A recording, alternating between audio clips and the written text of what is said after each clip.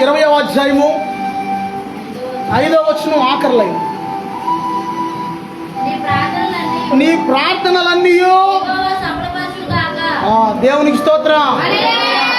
దేవుడు ఏమంటున్నాడంటే ఇక్కడ భక్తులతో, దేవుడు మన ప్రార్థనలు సబలపరుస్తాడంటే దేవునికి స్తోత్రం. ప్రార్థనలో ఈ రోజున అంశం ఏంటంటే ప్రార్థన. దేవునికి స్తోత్రం. ఇప్పుడు కంపల్సరిగా మన జీవితంలో ప్రతి దినము కూడా అనుదినము ఉండవలసింది ప్రార్థన. ఆమేనండి. దేవునికి స్తోత్రం. యేసు నువ్వు తిండి తినకపోతే ఎలాగ బలహీనం అయిపోతావు, ఆహారం తినకపోతే, ప్రార్థన చేయకపోతే నీ ఆత్మీయంగా నువ్వు పతనం అయిపోతావు. కాలక్రమేపీ నిదానంగా నీ స్థితి పతన వ్యవస్థలోకి వెళ్ళిపోతుంది. గడదలు ఆడిచ్చేసిన వాళ్ళు ఒకసారి పైకి లేకండి, ఒకసారి లేకండి, పైకి లేకండి. మర్చిపోయి అనుకుంటున్నారేంటి? శుక్రవారం ఉపవాస ప్రార్థన కూర్చున్నాడు. ఏసై కంటే కూడా నాకు అవసరం లేదయ్యా, నేను ఏసై కంటే ముదురు, నేను ఏసై కంటే హయ్యెస్ట్, ఆయన భక్తి ఏం జరిపోతాయా నా భక్తితో అన్నవాళ్ళు అయితే దాకా వేసేవాడు కాదు. ఇసుకలో కూర్చొని అంటే మంచినీళ్ళు తాగేవాడు కాదు. ఒకవేళ పెట్టుకుంటే మంచినీళ్ళు బాటిల్ పెట్టుకున్నాడు ఏమో దగ్గర, తిండి లేదు, తిప్పలు లేదు, ఏమీ లేదు. ఆ ఇసుకలో కూర్చొని ప్రార్థన చేస్తుంటే 3 దినాలు ఆ ప్రార్థన చేస్తున్నప్పుడు, అందుకే ఆ రోజున అలా చేసిన ప్రార్థనలు ఈ రోజున ఆ పరిచర్యలు ప్రపంచవ్యాప్తంగా విస్తరించింది. దేవునికి స్తోత్రం. అందుకే ఇప్పటికీ కూడా మీరు చూస్తే హెబ్రోన్ సంఘం వాళ్ళు కానీ ఫెలోషిప్ వాళ్ళు కానీ ఎక్కువ ప్రార్థన మీద కడతారు. వాళ్ళ పునాది అద్భుతాల మీద, సూచక్రియల మీద, స్వస్థతల మీద కట్టరాళ్ళు. ప్రార్థనతో కట్టుకొస్తారు పునాది. దేవునికి స్తోత్రం. నిజంగా మీకు ఉన్న వసతులు వాళ్ళకు ఉండవండో, మీకున్న కడుపు నిండిన స్థితి వాళ్ళకు ఉండదు, అల్లాడిపోతుంటారు. అయినా వాళ్ళ ప్రార్థన మాత్రం మానరు. దేవునికి స్తోత్రం. హల్లెలూయా. ఇసుక తిప్పల్లో ప్రార్థన చేశారు వాళ్ళు. ప్రభా ఇక్కడ సరైన రూమ్ లేదయ్యా, ఇక్కడ ఫ్యాన్ లేదయ్యా, వినపడుతున్నా చూడండి, ఇక్కడ రూమ్ లేదు నాయనా, ఇక్కడ సరైన ఫ్యాన్ లేదయ్యా, సరైన ఏసీ లేదు ప్రభా. అయ్యగారు మేము ఏసీ మందిరం అయితే వస్తామండి, మేము ఫ్యాన్ల మందిరానికి మేము రామండి. ఏంటి ట్రస్కల మందిరం అయితే వస్తామండి మేము, మాకు ఇనప ట్రస్కలతో మందిరం కట్టాలి, మాకు ఏసీలు పెట్టాలి, మాకు టైల్స్ వేయాలి, సీలింగ్ చేయాలి. అప్పుడే కూర్చుంటామండి మేము ప్రార్థనలో. అప్పుడే కూర్చుంటా. మరి మట్టి గోడలు అయితే మేము రావండి. ఇది మట్టి గోడని, ఈ మట్టి గోడల మందిరానికి మేము రాలేమండి. మట్టి గోడల మయానే యేసయ్య కూర్చున్నాడు. దేవునికి స్తోత్రం. యేసు ప్రభువారు ఆయన ఈ లోకంలో జీవించిన ఆయన ఇల్లు చూశారు ఎప్పుడన్నా మీరు? వీడియోలో చూడండి ఒకసారి, యూట్యూబ్లో కొట్టి యేసు ప్రభువారు జీసస్ హౌస్ అని కొట్టండి వస్తాయి. ఆ ఇల్లు అంతా చూసుకుంటే ఇదిగో ఈ పోలు కాడి నుంచి ఈ పోలు వరకు ఇలా ఉంటుంది అంతే. చాలా చిన్నది, ఇంకా తక్కువ. ఎక్కడో ఇంత చిన్న గదిలో ఆ మహానుభావుడు ఎలా తగ్గించుకున్నాడు. ఆయన సృష్టికర్త అయి ఉండి, ఆయన దేవాది దేవుడై ఉండి, ఆయన చిన్న గదిలో చిన్న పూరుగుడిసె లాంటిది చిన్న ఇంటిలో ఆయన ఎలా కూర్చుని ప్రార్థన చేశాడు. ఆయన అంటే యేసయ్య గెస్సమనే తోటలో ప్రార్థన చేశాడు రాత్రంతా. ఆమేనానండి. యేసయ్య ఒలీవల తోటలో ప్రార్థన చేశాడు, యేసయ్య కొండలో ప్రార్థన చేశాడు, యేసయ్య సముద్ర పొడ్డును ప్రార్థన చేశాడు. యేసయ్య ప్రార్థన నేర్పించాడు. పగలంతా కూడా యేసయ్య పరిచర్య చేసేవాడంట. పగలంతా మనం పరిచర్య చేస్తే ఏమవుతుందో తెలుసా? అయ్యా పగలంతా పని చేస్తే ఏమవుతుందో నిద్ర వస్తుంది. కట్టుపోయింది చప్పట్లు కొట్టండి ఒకసారి సహోదరుడికి. ఒళ్ళు పులిసిపోయి, అమ్మా ఏంటన్నారా? ఒళ్ళు పులిసిపోయి, ఒళ్ళు బలిసిపోయి కాదు, ఒళ్ళు పులిసిపోయి నిద్ర వస్తుంది. కానీ యేసు ప్రభువారు పగలంతా ఆయన పరిచర్య చేసి రాత్రంతా ఆయన కొండల్లోకి వెళ్ళి ప్రార్థన చేసి కూడా చేశాయి. దేవునికి స్తోత్రం. సహోదరుడు చాలాసార్లు చెప్పాడు, నేను అక్కడ ఆ యొక్క పొలంలో గేదెల దగ్గర కూడా అట్లా గడ్డేసేసిన తర్వాత నేను కూర్చుని ప్రార్థన చేస్తున్నానండి అయ్యగారు అక్కడ అంటున్నాడు. ఏం ప్రార్థన చేస్తున్నావయ్యా అని అడిగా. నేను అడిగానా, ఎలా చేస్తున్నావయ్యా? ఇక్కడ ఎప్పుడు భయపడుతుంటే చేయడు కదా, ఎలా చేస్తున్నావు అంటే, ఏం లేదు ప్రభా, నా చుట్టూ కంచి వేయనైనా, నా కుటుంబం వినపడతలేదు అని చెప్పాను. నా కుటుంబం చుట్టూ కంచి వేయనైనా, మా పాస్టర్ గారి కుటుంబం చుట్టూ కంచి వేయనైనా, మా సంఘ బిడ్డల చుట్టూ కంచి వేయనైనా, నీ కాపాడినైనా, నేను వెళ్ళేటప్పుడు వచ్చేటప్పుడు మీ రెక్కల చాటును భద్రపరిచినైనా, శుద్ధులు చెప్పుకుంటా ఈ ప్రార్థన చేస్తున్నాను. చాలదా ప్రార్థన అంటే? తినమంటే ఒక్కొక్కరు గిన్నెడు తింటారు. పలవైపెత్తని మీకు ఆ యొక్క రెస్టారెంట్లో తీసుకెళ్తారు రండి అంటే గిన్నెడు తింటారు ఒక్కొక్కరు. ప్రార్థన చేయమంటే ప్రార్థన రాదా? పుట్టుకతో అన్నీ వచ్చినాయా? అడవుడికి వచ్చిందా? ఎల్లకాలం మీరు ఏం చేయాలంటే మీరు దేవునితో సహవాసం కనెక్ట్ అవ్వాలి. ఏసైతే ఈ ఫ్యాన్ కట్టేయండి. సరే దేవుని స్తోత్రం. దేవునితో కనెక్ట్ అవ్వాలి. ఆమేనండి. ప్రార్థన అంటే దేవునితో సహవాసం చేయటం. ఆమేనండి. దేవునికి స్తోత్రం. అందరూ చెప్తాం దేవునికి స్తోత్రం. అసలు థామస్ అయ్య గారు ఒక అద్భుతమైన విషయం చెప్పాడు. వాళ్ళ సంఘంలో ఎవరో ఒక ఆమె ఉందంట. ఆమె పిల్లలు లేకుండా చర్చకు వచ్చి కళ్ళు మరి ఏడుతా ప్రార్థన చేస్తుంటే, అమ్మ దేవుడిని గర్భాలను ఇస్తారనగానే కొన్నాళ్ళకి గర్భాలను వచ్చాక ఆమె ప్రార్థన చేసుకుంటున్నావమ్మా అని అడిగారంట అయ్యగారు. అడిగితే ఎక్కడ కుదురుతుందండి అయ్యగారు, కడుపుతూ ఉన్నాను కదండి, కుదరట్లేదండి అన్నాను. ఈయన అనుకున్నాడంట నిజంగా కడుపుతూ ఉన్న వాళ్ళు అంత ఇబ్బంది పడతారేమో, మరి మగవాళ్ళకి తెలియదుగా, ఆడవాళ్ళకే తెలుస్తుంది అమ్మ, అంత ఇబ్బంది పడతారేమో అనుకున్నాడంట. తర్వాత మళ్ళీ కొద్ది రోజులకి పిల్లోడు పుట్టిన తర్వాత ప్రార్థన చేసుకుని ఎలా కుదురుతుందండి అయ్యగారు, పిల్లోడు మాపులు మానవ ఏడిపించేస్తున్నాడండి, కుదరట్లేదండి అన్నాను. ఇంకా కొందరు ఓహో ఇప్పుడు కూడా కుదరదా, అయితే ఆడు కొంచెం ఎదిగా బాగుంటుంది, కొన్ని సంవత్సరాలు ఆగాక ఆడు ఎదిగి స్కూల్కి వెళ్తున్నప్పుడు అమ్మ ప్రార్థన చేసుకుంటున్నావా అని అడిగితే, అయ్యగారు నా స్థానంలో మీరు ఉంటే మీకు అర్థమైద్ది అంటున్నా. ఇంకా చాలా బెటర్ అమ్మ. దేవుని స్తోత్రం. పిల్లడితో దేవుని సన్నిధిలో ఉన్నా. దేవుని స్తోత్రం. నా స్థానంలో మీరు ఉంటే మీకు అర్థమైద్ది అంటున్నా. ఏంటి ఏం చేయమంటే, అందరూ ఒకసారి చూడండి, ఏం చేయమంటేనమ్మా, ప్రార్థన చేయమంటే. దేవుని స్తోత్రం. ప్రార్థన చేయకపోతే గుర్తుంచుకోండి, నువ్వు పాపంలో పడిపోయే అవకాశాలు ఉంటాయి. లియో నార్త్ అనే ఒక భక్తుడు ఏమని చెప్పాడంటే, ప్రార్థన చేసేవాడు పాపం చేయడు, పాపం చేసేవాడు ఎక్కువ కాలం ఆ యొక్క ప్రార్థనలో కొనసాగలేడు. దేవునికి స్తోత్రం. అసలు డాంబికస్తులు దేవుని సన్నిధిలో నిలవలేరంట, దేవుని వాక్యంలో. దేవునికి స్తోత్రం. అందరు చెప్తాం దేవునికి స్తోత్రం. ప్రతిరోజు ఏదో చర్చికి వచ్చినప్పుడు, ఉపవాస ప్రార్థనప్పుడు, ఆదివారం అప్పుడు కాదు నేను ఏమనేది, ప్రతిరోజు నువ్వు ఎలా తిండి తిన్నావు, ప్రతిరోజు తింటున్నానండి అయ్యగారు అన్న వాళ్ళు చేతుల పైకి ఎత్తండి. తింటలేదు అది. దేవుని స్తోత్రం. అర్థమవుతుందా? ఇప్పుడు ఉదాహరణకి దానియేలు ఎన్నిసార్లు ప్రార్థన చేశాడు రోజుకి?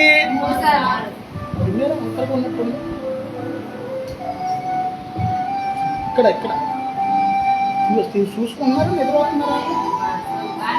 దేవునికి స్తోత్రం.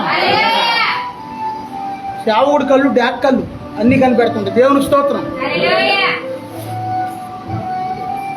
దేవునికి స్తోత్రం. దానియేలు మారు ప్రార్థన చేశాడు. ఎవరైనా 30 రోజుల దాకా కూడా వాళ్ళు ప్రార్థన చేస్తే వెళ్ళి ఆ యొక్క రాజుగారి దగ్గర మాత్రమే ప్రార్థన చేయాలి, వాళ్ళ దేవుళ్ళని విడిచిపెట్టాలి, ప్రార్థన చేయకూడదు. ఒకవేళ ఎవరైనా అలాగ చేస్తే కనుక వాళ్ళు తీసుకెళ్లి సింహాల గుహలో పడేస్తారు అని ఒక చట్టం వచ్చేసింది. అయినా సరే ఏం చేశాడంటే దానియేలు ముమ్మారు యెరూషలేము దేశం వైపు కిటికీ తెరిచి ముమ్మారు ఉదయం మధ్యాహ్నం రాత్రి ముమ్మారు ప్రార్థన చేసేవాడు. చివరికి దానియేలు ఎక్కడ పడేసారు తీసుకెళ్ళి? సింహాలు చంపేసినాయా దానియేలుని?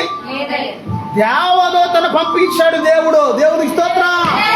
ఎవరైతే దేవుడితో సహవాసం చేస్తారో వాళ్ళందరినీ కాపాడడానికి దేవుడు దేవదూతలు పంపిస్తాడు. దేవునికి స్తోత్రం.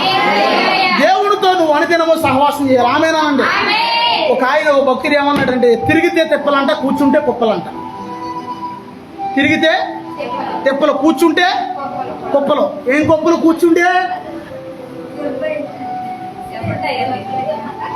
కుప్పలు అంటే ఏం కుప్పలు? సహాయము, ఆర్థిక సహాయం కుప్పలు. దేవునికి స్తోత్రం. హల్లెలూయా. అర్థమవుతుందా? నువ్వు మనం అన్ని సాధారణంగా ఏం చేస్తామంటే ఊళ్ళో అందరికీ చెప్తూ మన సమస్యలు, ఎల్లమ్మకి, పొల్లమ్మకి, ఎంకమ్మ వచ్చిందా అందరికీ చెప్తాం. లేదుగా, మాట వరుసకు వచ్చింది ఉందా? సరేమ్మా. ఎలాగొంది? ఆరోగ్యం మంచిదా? మంచిదమ్మా. దేవుని స్తోత్రం. దేవుని స్తోత్రం. అందరికీ చెప్తూ వెళ్ళి, కానీ చెప్పాల్సిన వాళ్ళకి ఎంత మేము బాధపడదా? ఏనండి మాట వరుసకి చెప్తున్నా. ఎవరికి చెప్పాలి? నేను ఆ దుమ్ములో పడి ధూళిలో పడి తిరిగి తింటే అసలు ఇన్ని రోజులు హెల్మెట్, చాలా మంది సేవకులు హెల్మెట్ కొనుక్కోండి కదా అంటే కొనుక్కోలేకపోయాను ఏంటని నాకు సడన్గా గుర్తొచ్చింది. నేనేం చేశానండి, ప్రభా ఒక మంచి హెల్మెట్ దయచేయండి ఆయన అని ప్రార్థన చేశాను. చిన్న వాటికి కారు వేసుకుని వెళ్ళాం కదా, దగ్గర దూరం అయితే కారు వేసుకెళ్తాం. దేవునికి స్తోత్రం. అసలు ప్రభువు చెప్తే ప్రభు మంచి హెల్మెట్ ఇస్తాడు, కానీ ప్రభు మంచి హెల్మెట్ దయచేయండి ఆయన అని చిన్న ప్రార్థన చేశాను. దేవునికి స్తోత్రం. దేవునికి స్తోత్రం. మొన్న రోజున ఊరేళ్ళు వస్తుంటే కారు 5 కిలోమీటర్లు వచ్చేసరికి 40 సార్లు ఆగింది. అమ్మ అర్థమవుతుందా? చిన్న మరి మైనర్ రిపేర్లు ఉన్నాయి, అవి ఒక 20,000 అవుతుంది అన్నారు. నాకే ప్రభా మీరు ఏం చేస్తారో తెలియదు, నేను ఇదంతా రిపేర్ అయిపోవాలి ప్రభా అని ప్రార్థన చేశాను. నిన్న మంటలో ఆ వేరే వాళ్ళ దగ్గర చేబదులు తీసుకుని కొంత ఏరియా దగ్గర తీసుకుని ఏలియా ఆ 20,000 రూపాయలు పెట్టి కారు మొత్తం చేంజ్ చేశాడు నీట్గా, అసలు రిపేర్ ఏమి లేకుండా. మేము కైకలూరు మీటింగ్కి వెళ్ళి వచ్చేటప్పుడు కూడా అక్కడక్కడ ఒక్కోసారి ఆగింది, ఇబ్బంది అయింది కొంచెం, అసలు ఏ ఇబ్బంది లేకుండా. దేవుడు ప్రార్థన ఆమేనానండి. నువ్వు ఎవరి ద్వారా అయితే సహాయం వస్తుందని నువ్వు ఎదురు చూస్తావు, వాళ్ళ ద్వారా నీకు సహాయం రాదు. నిజం నేను చెప్తున్నాను. నువ్వు ఎవ్రీథింగ్ బై జీసస్, నీ కనుదృష్టి అంతా కూడా యేసయ్య మీద ఉంచాలి. ఆమేనండి. ఒకవేళ నాకు మా అక్క సహాయం చేస్తే, మా అన్నయ్య సహాయం చేస్తాడు, మా తమ్ముడు సహాయం చేస్తాడు అని ఆళ్ళ వైపు చూసావు అనుకో, సహాయం రాదు. దేవుని వైపు నువ్వు చూడు. ఆమేనానండి. దేవుని స్తోత్రం. ప్రతి దినము కూడా నువ్వు ప్రార్థన చేయాలి. ఆమేనానండి. దావీదు దినమునకు 7 మార్లు ప్రార్థన చేశాడు. దానియేలు దినమునకు 3 మార్లు ప్రార్థన చేశాడు. నువ్వు దినమునకు ఒక రోజుకి కనీసం 4 సార్లు తినమంటే తింటావు. నేనో తింటాను, నువ్వే కాదు ఎవరైనా తింటావు. కానీ ఒక్కసారైనా ప్రార్థన చేస్తున్నావా? ఒకసారి ప్రార్థన చేయమంటే తండ్రి నాయన నేను వెళ్తున్నానైనా అని కాదు, అంటే నేను వెళ్తున్నానైనా ఈ పని సక్సెస్ అవ్వాలయ్యా, దేవదూతను పంపించాయా, ఇది కాదు. కనీసం ఒక 10 నిమిషాలు, ఒక 20 నిమిషాలు, సహోదరుడు ఒక 20 నిమిషాలు చేస్తున్నాను, నాకు ఆశ్చర్యం వేసింది. అయ్యా అవునా అన్నావా లేదు? 20 నిమిషాలు నేను ప్రార్థన చేస్తున్నాను అయ్యా. గడ్డి అవన్నీ వేసేసి పశువులు వేసిన తర్వాత అక్కడ కూర్చుని పొలంలో కూర్చుని మా కోసం, మా కుటుంబం కోసం, మా పిల్లల కోసం, మన సంఘం కోసం, మీ కోసం, మీ కుటుంబం కోసం. దేవునికి స్తోత్రం. దేవునికి స్తోత్రం. ప్రతి దినము అనుదినము నువ్వు ప్రార్థన చేయాలి. ఆమేనండి. దేవునికి స్తోత్రం. ఆ యొక్క 2వ రాజులు 20వ అధ్యాయం 3వ వచనం చదవండి. 2వ రాజులు 20వ అధ్యాయం 3వ వచనం. 2వ రాజులు 20వ అధ్యాయం 3వ వచనం. ప్రార్థన విన్నావయ్యా, విజయమునిచ్చావయ్యా. ప్రార్థన విన్నావయ్యా, విజయమునిచ్చావయ్యా. తొట్టిల్లనియాలెను, తోడుని నడిపించావు. తొట్టిల్లనియాలెను, తోడుని నడిపించావు.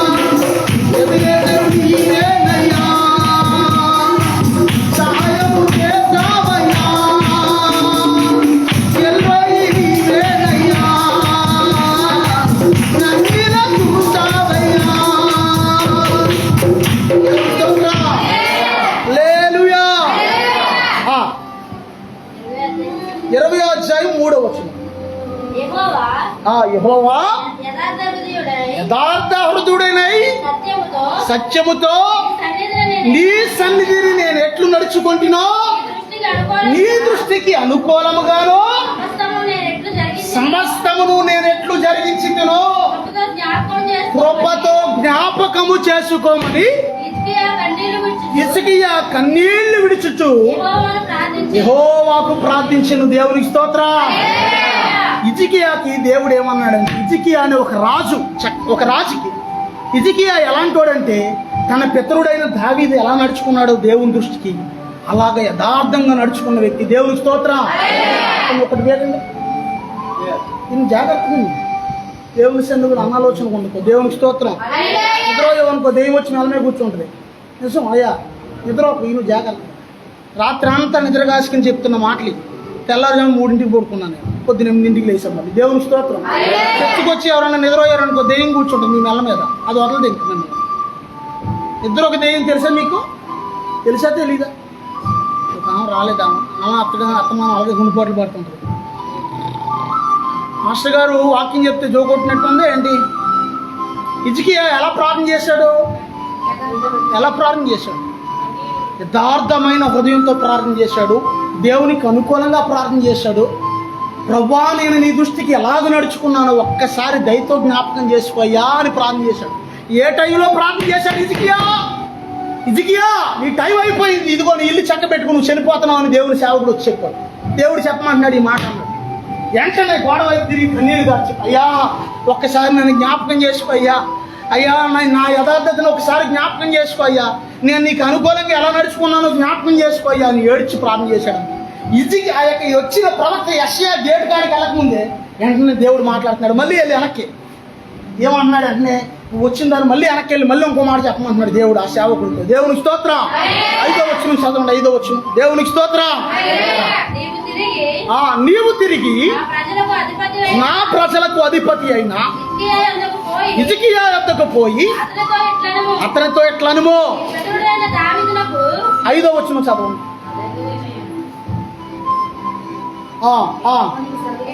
నీ పితరుడైన దావీదునకు దేవుడగు యెహోవా నీకు సెలవిచ్చినదేమనగా, నీవు కన్నీళ్లు విడిచుడు చూచి తిని నీ ప్రార్థన నేను అంగీకరించాను అంటున్నాడు దేవుడు. నేను నిన్ను బాగు చేస్తానంటే నేను నిన్ను బ్రతికిస్తాను, 15 సంవత్సరాలు ఆయుషిస్తున్నాను రా అన్నాడు దేవుడు. అర్థమవుతుందా? అంగీకరిస్తున్నాను అన్నాడు దేవుడు. ప్రార్థన అంగీకరించిన ప్రార్థన కూడా ఉంటుంది తెలుసా నీకు? ఆ విషయం ఇప్పుడు నిన్నావా? 89వ కీర్తన ఇంటికి వెళ్ళి చదువు. వాడి ప్రార్థన పాపమగును గాక అని ఉంటుంది అక్కడ. దేవునికి స్తోత్రం. అంటే దేవుడు అంగీకరించిన ప్రార్థన కూడా ఉంటుంది. ఏ ప్రార్థన అంగీకరించడు? దేవుని ఆత్మతో వెళ్ళే ప్రజల్ని, ప్రభువా దాన్ని కొట్టినైనా, దాన్ని తిట్టినైనా, దాన్ని చంపునైనా, దాన్ని అభివృద్ధి చేయకోకనైనా ఇలాంటి పనికిమాల ప్రార్థన చేసావు అనుకో నువ్వు, ఆ ప్రార్థన దేవుడు అంగీకరించడు. దేవునికి స్తోత్రం. అర్థమైంది? అర్థం కాలేదు నీకు? సమాజకయ్యా అమ్మ, అర్థమైందా? పనికిమాల ప్రార్థన కూడా చేస్తారు కొంతమంది. ఆ ప్రార్థన చేస్తే దేవుడు ఏమడు. దేవునికి స్తోత్రం. నీ ప్రార్థన పాపమైంది అని ఉంది 89వ కీర్తనలో. అలా చేస్తే కనుక అర్థమవుతుందా? హిజ్కియా ఎవరికి అనుకూలంగా నడుచుకున్నాడంట? కొంతమంది భర్తే దేవుడు, అలాగే కొంతమంది భార్యే దేవుడు. భర్త కనసైకిల్లో నడిచేవాడు, కొందరు భార్య కనసైకిల్లో నడిచేవాడు. ఇవాళ ప్రార్థనకి వెళ్ళొద్దు నువ్వు అన్నాడు అనుకో, అలాగేనయ్యా అని మానేస్తాడు. అది దేవుడి కదా మరి. కొన్నాళ్ళకి ఆ దేవుడు నీకు దెయ్యమైపోతాడు.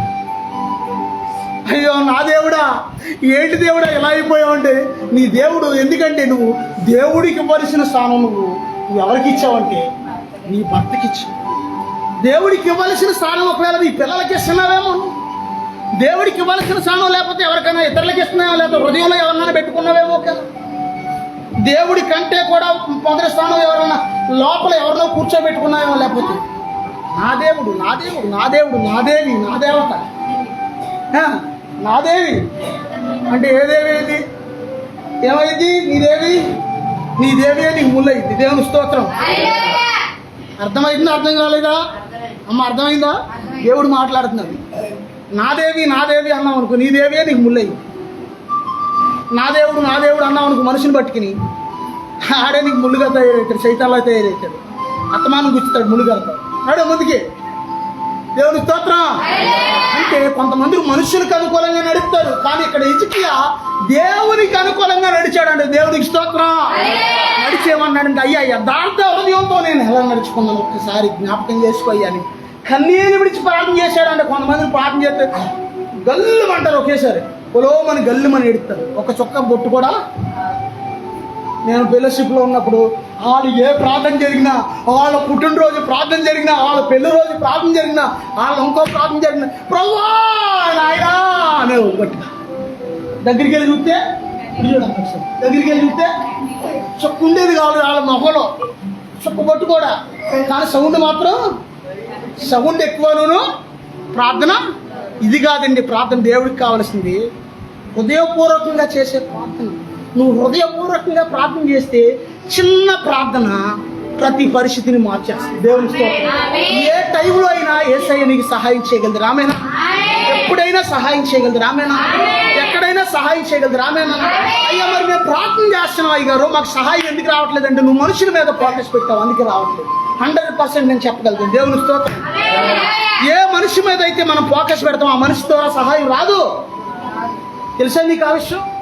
అందుకే ఈ మనిషి నాకు బలమైన ఆర్థిక సహకారం అనుకున్నాం అనుకో, ఆడు ముళ్ళ తయారైపోతాడు. ఈ మనిషి నాకు నెంబర్ 1 అబ్బో భలే సపోర్ట్ ఇస్తుంది, ఆ యొక్క పరిచయకి భలే సపోర్ట్ ఇస్తుంది అన్నాం అనుకో, అక్కడ ముందు అక్కడ ఏరు కచ్చేస్తాడు దేవుడు. ఎక్కడ సపోర్ట్ ఇచ్చి ఆమె రాకుండా కచ్చేస్తాడు ముందు. ఎందుకు దేవుడు ఎందుకు అలా చేస్తాడు? ఈ ఫోకస్ ఎప్పుడు కూడా నువ్వు ఆ మనిషి మీద పెట్టకూడదు, ఆ మనిషి మీద పెట్టకూడదు, ఆ మనిషి మీద పెట్టకూడదు. ఎవరి మీద పెట్టాలి ఫోకస్? దేవుడి మీద నువ్వు ఫోకస్ పెట్టాలి. Everything my Jesus. దేవుడికి స్తోత్రం. మీరు అపోస్తుల కార్యాలు 28వ అధ్యాయంలో ఆఖరి చూసుకుంటే వాళ్ళు 27వ అధ్యాయంలో బద్దలైపోతుంటే ప్రార్థన చేశాడు పౌలు గారు. నువ్వు చేస్తావా? చచ్చిపోతుంటే ప్రార్థన చేస్తారా ఎవరన్నా? సముద్రంలో కొట్టుకుపోతుంటే తండ్రి నాయన నాయన ప్రభా ప్రభా ప్రభా అనుకుంటే ఈదుకుంటే వెళ్ళి ఒడ్డుకి వెళ్ళిపోయాడు. అలాగైతే దేవుడి స్తోత్రం. చివరికి తీరా ఒడ్డుకి వెళ్ళిన తర్వాత చలి పెడుతుందని కన్నా పొలం ఏరిపోతుందని వెళ్తే ఆ పాము ఏరు పట్టుకుంది. ఆ పామును మంటలోకి ఇలా ఇసిరేసి ప్రభా నాయన తండ్రి నాయన ఇదిగో ఏరు మీద వేసి రక్తాన్ని ప్రోక్షిస్తున్నాం అని ప్రార్థన చేయగానే మొత్తానికి ఆ విషయం ఇరిగిపోయింది. దేవునికి స్తోత్రం. సముద్రంలో కొట్టుకుపోతున్నప్పుడు ప్రార్థన చేశాడు పౌలు గారు. ఏంటి సముద్ర పొట్టిన ఇసుకలో ప్రార్థన చేశాడు పౌలు గారు. పొలాలు ఏరుతున్నప్పుడు ప్రార్థన చేశాడు. పాము గరిచినప్పుడు ప్రార్థన చేశాడు. కొంతమంది కోపం వచ్చి ఏమంటారయ్యా? పాము గర్వ అంటారు. ఒకడు మామూలుగా అన్నాడంట ఒకప్పుడు, పాము గర్వ అన్నాడంటే ఒకడు కోపం వచ్చి మన వెంకటేశ్వరరావు గారి మీద. ఆడే సరదాగా అన్నాడేమనుకున్నాడంటే గొడవ అయ్యి ఆడు నిజంగా శాతపడి చేసి నిజంగా పామును పంపించాడు ఆయన దగ్గరికి. 2 సార్లు పాము వస్తే పాముని చంపేశారు వీళ్ళు పట్టుకుని. చంపేస్తే తీరా వాడు ప్రయోగం చేసి దురాత్మను పంపిస్తే తర్వాత ఆ టైంలో దేవుడు అద్భుతంగా ఆయన్ని స్వస్థపరిచారు, విడుదలిచ్చారు. ఆ టైంలో ఆయన ప్రభు దగ్గరికి మన దగ్గరికి వచ్చారు. ఆ టైంలో పరిచయం అయ్యారు ఆయన మన వెంకటేశ్వరరావు గారు, రాజకుమార్ నాన్నగారు. దేవునికి స్తోత్రం. అమ్మ అర్థమవుతుందా? నువ్వెక్కడున్నా ఎందుకు ఈ మాటలు చెప్తున్నాడంటే ప్రార్థన చేయాలి. ఆమెనా? నువ్వు 2 చేయిస్తే అన్ని చేయించేస్తావు. ఈ 2 చేయించాలి. ఏ 2? ఇలా అంటే 2 రూపాయలు బియ్యం కాదు దానికి అర్థం. తిండి చేయించాలి, నిద్రని చేయించాలి. అప్పుడప్పుడు పూట ఉపవాసం కడుపు కట్టుకో. అప్పుడప్పుడు అవసరమైతే ఒక నైట్ నిద్ర మానేసి చర్చిలో దేవుని సందులో కూర్చొని ప్రార్థించి ఈ 2 చేయిస్తే నువ్వు ఏదైనా చేయించగలుగుతావు. ఆమేనా? దేవునికి స్తోత్రం. అందరు చెప్తాం దేవునికి స్తోత్రం. మరో మాట చెప్తున్నాను, యథార్థంగా నువ్వు చేసే ప్రార్థన దేవుడు ఆలకిస్తాడా? ఆమేనా? యథార్థవంతుల ప్రార్థన ఆయనకి ఆనందాన్ని కలగజేస్తాడు దేవుడికి. తెలుసా అమ్మ? తెలుసా? ఆనందాన్ని కలగజేస్తాడు. దేవునికి స్తోత్రం. నువ్వు యథార్థంగా చేసే ప్రార్థన, హృదయపూర్వకంగా చేసే ప్రార్థన వెంటనే దేవుడి దగ్గర నుంచి సహాయం తీసుకొస్తామేనా? మా ఫ్రెండ్స్ పాస్టర్ గారు కొంతమంది ఉన్నారు, అలా అంటారు, అయ్యగారు అసలు దేవుడు భలే పంపిస్తున్నాడండి మీకు సహాయం బాబు, అసలు భలే పంపిస్తున్నాడండి, మేము అడిగితే మాకు రాదే. ఇశ్రాయేలీలు దాటిపోయారని ఐగుప్తీయులు కూడా దాటేద్దాం అనుకున్నారు, కానీ కొంతమంది దాటారు, కొంతమంది మునిగారు. ఒకే నెలగా దేవుడు ఎవరికి ఇచ్చే తలాంత ఆలకిస్తాడు. ఆమేనా? దేవుని స్తోత్రం. కానీ ప్రార్థన మాత్రం అందరికీ ఆలకిస్తాడు ఆయన. ప్రార్థన దగ్గర ఆపరేటింగ్ ఉంటుంది అనమాట. దేవుడు నీకు ఏది ఇవ్వాలో అదే ఇస్తాడు. కొన్ని అడిగితే వెంటనే ఇస్తాడు, కొన్ని చచ్చేదాకా అడిగినా ఎవడు. అట్లాంటివి ఏంటో కొన్ని చెప్పండి ఎవరన్నా. చచ్చేదాకా అడిగినా సరే ఎవడు అంటే చచ్చిపోయినా రాదే కది. అమ్మా ఏంటి ఎలా ఉన్నారు చెప్పండి అలా కొంచెం. కొన్ని అడగంగానే ఇస్తాడు వెంటనే, కొన్ని అసలు నువ్వు ఈ జీవితకాలం అంతా అడిగినా ఎవరు అసలు ఏం తిరిగినట్టు సైలెంట్గా ఉంటాడు ఆయన. మనకేమో ఇక్కడేమో ఉక్కిరి అయిపోతుంది లోపల. ఎందుకు సైలెంట్గా ఉంటాడంటే కారణం చెప్తానేనండి. దాని ద్వారా నీకు ప్రమాదం వచ్చే అవకాశం ఉంది. ఏదైతే నువ్వు అడుగుతున్నావు, చిన్నపిల్ల వచ్చి పాప నా చాట్ కొని పెట్టి పాప అందనుకో, వాషం గారి దగ్గరికి వచ్చి నాకు అర్జెంట్ కింద బాగా చాట్ కొని పాప అందనుకో, వంటదా అమ్మ అంటదా? ఏంటి అలా ఉన్నారు మీ పిల్లలు? లేకపోతే అమ్మ వెళ్ళేదారు నాకు ఇంత బాగా బ్లేడ్ కొని పెట్టమ్మా అందనుకో, బ్లేడ్ అమ్మా కొనిక్కమ్మ ఇది అమ్మ కొనుక్కో అంటావా? ఎందుకనో కోతి కొబ్బరికాయ దొరికితే అది ఏం చేస్తో తెలుసా? కొడితే నేలకేసి కొడుద్ది, లేకపోతే ఎదరడోని నెత్తిమే కొడుతుంది. దానికి కొబ్బరి కావాలిగా, లేదంటే దాన్ని ఎత్తినేసి అది కొట్టుకుంటాం. దానికి జ్ఞానం లేదుగా. మరి కోతికి కొబ్బరికాయ దొరికినట్టుగా చేయకూడదు పనులు మనం. దేవుని స్తోత్రం. అట్లు కూడా ప్రభువే సూచించారు. అట్లను కూడా అర్థమవుతుందా? అంటే నువ్వు అడిగిన వాటిల్లో నీకు మేలుకరమైంది దేవుడు ఇస్తాడు. ఆమేనా అండి? రామపత్రిక 8వ అధ్యాయం 28వ వచనం ప్రకారం దేవుని ప్రేమించే వారికి సమస్తమును సమకూడి మేలు కొరకే జరుగుతుంది అని ఉంది. నీకు మేలుకరమైంది ఇస్తాడు దేవుడు. ఆమేనా? ఒకవేళ నీకు వచ్చే వస్తువు ద్వారా కానీ, మనుషుల ద్వారా కానీ, లేకపోతే ఆస్తుల ద్వారా కానీ నీకేదైనా ప్రమాదం పొంచి ఉందని తెలిస్తే దేవుడు వాటిని ఇవ్వడం. నిన్ను కాపాడుకోవటం దేవుడు బాధ్యత. ఇవ్వడో, నువ్వు ఎంతగా అరిచినా సరే ఇవ్వడో. దేవునికి స్తోత్రం, దేవునికి స్తోత్రం. ఒకప్పుడు ప్రభు నన్ను నువ్వేది అడిగినా ఇస్తాను మాట ఇచ్చాడు యేసయ్య. దేవునికి స్తోత్రం. అబ్బా భలే ఉంది ఇది అని అడిగేస్తాం అనుకుంటున్నారేంటి? ఏమడుగుతాం? నేనేమన్నానంటే ఆ మాట ఇచ్చిన తర్వాత కూడా మైండ్ మార్చేశాడు దేవుడు. ఎలా మార్చేశాడు? ప్రభు నీ చిత్తమే నా చిత్తం. దేవునికి స్తోత్రం, హల్లెలూయా, దేవునికి స్తోత్రం. యథార్థమైన హృదయంతో హిజ్కియా నడుచుకున్నాడంట. నువ్వు ఈ పగడకాల సమయంలో దేవుడు మాట్లాడుతున్నాడు నీతో. ఉందా నీలో యథార్థమైన హృదయం? వెళ్తావా పరలోక రాజ్యం? లేకపోతే మోసం చేసి, వాళ్ళని మోసం చేసి, వీళ్ళని మోసం చేసి, అక్కడ కొట్టి ఇక్కడ కొట్టి అక్కడ, ఈ టైపులో ఒకవేళ బతుకుతున్నావా? లేకపోతే మోసగాడిలాగా ఉన్నావా? దేవుడు మాట్లాడుతున్నాడు. దేవుడు స్తోత్రం. ఒకవేళ నీలో మోసకరమైన హృదయం ఉంటే కనుక దేవుడి దగ్గర పశ్చాత్తాపడు, సరి చేసుకో. నా బ్రతుకును మార్చేయ, నా హృదయాన్ని మార్చేయ, నా అంతరంగాన్ని మార్చేయ, నా జీవితాన్ని మార్చునైనా అని అడుగు. దేవుడు మారుతాడు. దేవుని స్తోత్రం. లేదు ఈయన కొట్టి పాపం గడుపుకుంటే అది కొంతకాలం వెళ్ళిపోద్ది కానీ బండి, కానీ పరలోక రాజ్యం మాత్రం నిన్ను తీసుకువెళ్ళదు. దేవునికి స్తోత్రం. ఒక ఆయన ఈ ప్రార్థనలో ఉన్న ఇది ఎంత పవర్ అయిందో దీని గురించి ఒక మాట చెప్పి నేను మళ్ళీ ఇంకో ఉపమానం చెప్తాను. ఒక ఆయన పాలకొల్లు నరసాపురం నుంచి దేవుడు సేవకి వెళ్ళమంటే వైజాగ్ ప్రాంతం వెళ్ళి సేవ చేస్తున్నాడు. ఒక ఆయన, ఓ పాస్టర్ గారు, జాగ్రత్తగా వెళ్ళండి. ఎక్కడికి వెళ్ళమన్నాడు దేవుడు? పాలకొల్లు నరసాపురం నుంచి వైజాగ్ వెళ్ళాడు. వెళితే తెల్లవారులు ఇసుక బీచ్లో కూర్చుని ప్రార్థన చేసేవాడు అంట. ఆయన ఇసుకలో కూర్చుని సముద్రం పొట్టున మాపులంతా ప్రార్థన చేసేవాడంట. ప్రభా నాయనా, ప్రభా నా సంఘాన్ని కట్టయ్యా అని ప్రార్థన చేస్తున్నాడు. ఎవరెవరో కొత్త వాళ్ళు వచ్చేవాళ్ళు అంటే సంఘంలోకి, కొద్ది రోజులు ఉండేవాళ్ళు అంటే వెళ్ళిపోయేవాళ్ళు అంట. వాళ్ళంతా ఎవరాల్లో? మన భాషలో ఎవరండి వాళ్ళు? పొట్టు. పోయేవాడు అంతా పొట్టు అయితే ఎగిరిద్ది. గింజ ఎగరదు ఎప్పుడు కూడా. దేవుని స్తోత్రం. పోయేవాడు పొట్టది, అది ఎంత పట్టుకుని ఆగదు. అది దేవుడు తూర్పార పెట్టినప్పుడు ఎప్పుడొకప్పుడు పోతుంది బయటికి. దేవుని స్తోత్రం. నిలబడిందే గింజ. దేవుని స్తోత్రం. మొత్తానికి ఏమైందంటే చాలా బాధపడ్డాడు. కొద్ది రోజులకి వెనక్కి వచ్చేసాడు ఆయన సేవలో. వచ్చేసి అమ్మ నేను చేయలేనమ్మా సేవ, బాగాలేదు, నేను సేవ చేయను అన్నాడు వాళ్ళ అమ్మగారిని. వాళ్ళమ్మ ఏం చేసేది తెలుసా? 4 ఇళ్లలో పనిచేసి అక్కడక్కడ పనిచేసి డబ్బులు పంపిస్తుండేది ఆ పాస్టర్ గారికి. సేవ లేదుగా, మరి సంఘం లేదుగా. ఆమె వచ్చేస్తే ఆ తల్లి విశ్వాసంతో అన్నంట. ఆ తల్లి విన్నారా? ఆ తల్లి విశ్వాసంతో ఇప్పుడు కూడా నేనేమన్నా వచ్చేటప్పుడు మా అమ్మకే బోల్డ్ ఆశీర్వాదం ఉంటుంది అక్కడ ఆయన రాజ్యంలో, మా అమ్మకే అన్నాను ఇప్పుడు కూడా మేము వచ్చేటప్పుడు. దేవుని స్తోత్రం. ఒకసారి పాపం వచ్చినప్పుడు నేనైనా పెన్షన్ డబ్బు ఇది నేను అంటుంది మా అమ్మ. పాపం వచ్చినప్పుడు కరెక్ట్గా పెన్షన్ రాను కానీ, అయ్యా బాబు నానా, అయ్యా బుక్ పట్టు అంటారు. ఈయన అన్నావు వద్దులే ఉంచుకో అంటాను. ఈయన అన్నావుగా వద్దులే అంటే అలాగే బుక్ పట్టు నువ్వు ముందు బుక్ పట్టు అంటే ఏంటి? దేవుని స్తోత్రం. నేను అనుకుంటాను నిజంగా నా తల్లికి దేవుడు అక్కడ బోల్డ్ ఆశీర్వాదం ఉంచాడు. దేవునికి స్తోత్రం. ఈ పాస్టర్ గారు వెనక్కి వచ్చేస్తే వైజాగ్ పాస్టర్ గారు వాళ్ళ అమ్మందంట, అయ్యా నీ కోసం అవసరం అయితే ఇంకో 4 ఇళ్లలో పనిచేసి డబ్బులు పంపుతాను, నువ్వు దేవుని సేవ మాత్రం వెనక అడిగేది వద్దని. కష్టమో నష్టమో చావో రేవో దేవుని సేవలో అడిగెట్టావు, చావో రేవో అక్కడే చేసుకొని వెళ్ళి ఇక్కడికి మరలా వెనక్కే రావద్దు అని ఆ తల్లి బలహీనమైన సేవకుడిని బలపరిచి వెనక్కి పంపించింది. మళ్ళీ వెళ్ళాడు ఆయన వైజాగ్ బీచ్లో కూర్చుని తెల్లవారులు ప్రార్థన చేస్తుండే ఇసుకలో కూర్చుని పెద్ద సంఘం కట్టేశాడు. ఈరోజు పెద్ద మందిరం కట్టేశాడు కొండ మీద. దేవుని స్తోత్రం. క్రైస్తవుడికి ప్రార్థన ఆయుపట్టులాగా ఉండాలి. ఆమేనండి. క్రైస్తవుడికి ప్రార్థన ఎలా ఉండాలంటే ఆయుపట్టులాగా ఉండాలి. అర్థమవుతుందా? ఆయుపట్టు అంటే తెలుసా? ఒక మనిషికి ఆయుపట్టు, ఎవరికైనా ఆయుపట్టు అర్థమవుతుందా? ఎవరికైనా ఇది ఆయుపట్టుగా, ఇవన్నీ ఆయుపట్టులేగా. ఈ సుమారులో కనతుంటుంది. ఇవన్నీ ఆయుపట్లు మనిషికి, అంటే ప్రాణంతో సమానం. ఇవన్నీ నువ్వు ప్రార్థన చేస్తే నువ్వు గెలుస్తావు. ఆమేనానండి. ప్రార్థన చేస్తే నువ్వు చేయిస్తావు. ఆమేనానండి. ప్రార్థన చేస్తే యేసు ప్రభు రాకడలో నువ్వు ఎత్తబడే గుంపులో ఉంటావు. ఆమేనానండి. మత్తయి సువార్త 24వ అధ్యాయంలో యేసయ్య అంటాడు, నా తండ్రి చేత ఆశీర్వదించబడిన వారలారా లోపలికి రండి అంటాడు. ఒక గుంపుని ఏమంటాడంటే శపించబడిన వారలారా కొండ బయటికి అంటాడు. దేవునికి స్తోత్రం. అందరు చేద్దాం దేవునికి స్తోత్రం. నువ్వు దేవునికి ప్రార్థన చేస్తే నువ్వు దీవించబడిపోతావు.